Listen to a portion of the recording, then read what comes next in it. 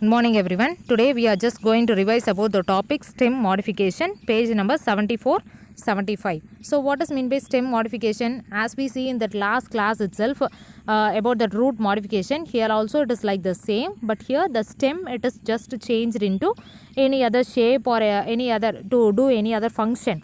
Okay, if the stem it is changed means that it is called as stem modification. So here the first one what we are going to see is about aerial modification. What is meant by that aerial modification? For that example it is cactus, which is a desert plant.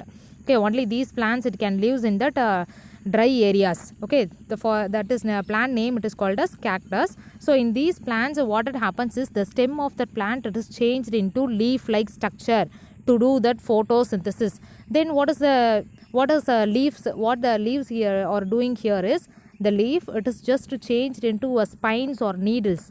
Okay, in the plant itself, if you see in the picture, the yellow color thorns it is present, no, that is the leaves of this plants. Why that leaves it is changed into spines means, though these plants they are living in the desert areas, to reduce the level of transpiration. Okay, transpiration means the water loss through the leaves.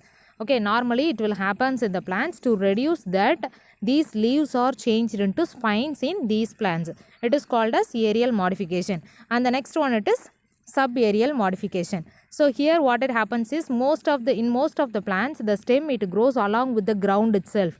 Okay, it will not grow to a height. Along with the ground itself it will be floating. In such a way if it grow means that it is called as subaerial modification. Here also it is divided into 4 types. One is runners, stolons, suckers and offset. So these are all the 4 types of subaerial modification. So in that first one, runners, the stem grows laterally and produces roots where it breaks and touches the ground. It means the stem it will be just growing along on the ground itself. Okay, but where it is just breaking down, if any breakage it happens on the stem means where it is breaking, from there itself a new plant it will be produced in these plants.